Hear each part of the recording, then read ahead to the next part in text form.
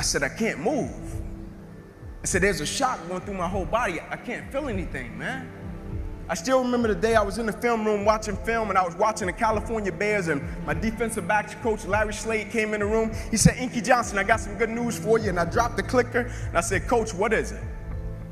He said, son, you're a projected top 30 draft pick. He said, all you have to do is play these next 10 football games. You're an automatic multimillionaire. I ran out of the room. I got on the phone. I called my mother and my grandmother. I said, listen. I said, after this season, our lives are about to change forever. And little did I know our lives were really about to change. The first game we come out, play against California Bears. I get an interception. We shut them down. We get the victory. Second game, we're playing against Air Force. It gets late in the game, found ourselves in a dogfight. And I approach the tackle like I approach any other tackle. And the way I'm approaching it, either I'm going to knock you out or you're going to knock me out. I'm 165 pounds. I can't play with anybody. But at the point of contact, when I hit this guy, something different happened that had never happened to me before in my life. I hit him, and it seemed as if every breath in my body left. My body went completely limp. I fell to the ground. I blacked out.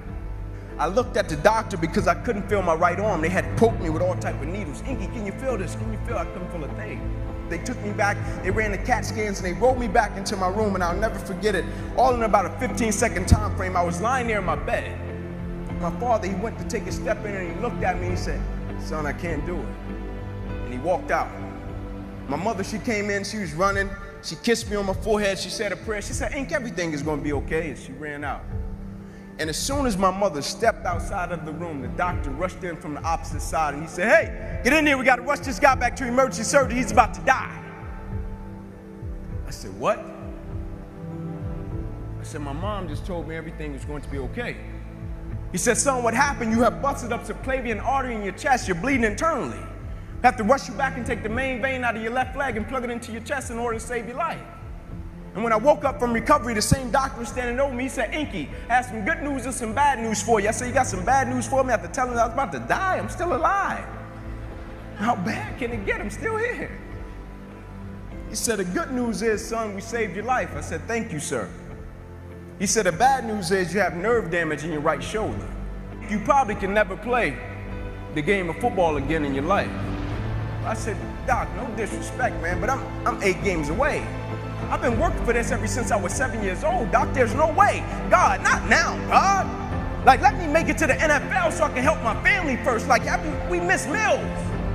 I said, there's no way. I never cheated. I never cheated myself. I gave everything I had to it, and I respected it. I never cheated. There's no way that my career can be over. I said, send me up to the Mayo Clinic. And after several visits, I'll never forget, this is when reality set in. It was me, my mother, my father in the room, and the doctors came in. They said, Inky Johnson, here's the deal. They said, son, we hate to tell you, but your arm, it would never be the same again. Your hand, it would never be the same again. Son, you can never play the game of football again. They said, son, here are your surgery options. We could take a muscle out of the back of your left leg, plug it into your right arm, but there's a possibility that you'll be left with a weak left leg and a weak right arm the rest of your life. Or we can take a nerve out of your left arm, reroute it up to your chest, down into your right arm, but there's a possibility that you'll be left with 2 weak arms the rest of your life. Or we can take a nerve out of your left rib, reroute it up to your chest, down into your right arm, but there's a possibility that you'll be left with a breathing problem and a weak right arm the rest of your life. By the way, tell us what you want to do in the morning. And the next morning, I walked into the doctor's office. They said, son, what option did you choose? I said, no disrespect to you, doc. I'm not choosing an option. My situation is out of your hands. I said, no disrespect to you, doc. Cut me where you got to cut me. I said, I know I will come out of this situation okay. As I stand right here on this stage before you today, they cut me 6 times down my left thigh. They cut me 2 times across my right rib. They cut me 2 times across my right pec. They cut me 1 time across the left side of my neck, 1 time across the right side of my neck. They cut me from the bottom of my armpit all the way down to the bottom of my hand. And after they got through cutting on me, they said, son, you're going to be in this hospital for the next 40 days. I walked out of the hospital on the 3rd day. They said, you broke a record. How did you do it? And I said, first and foremost, the thing I want y'all to understand, I will never let a circumstance or a situation define my life.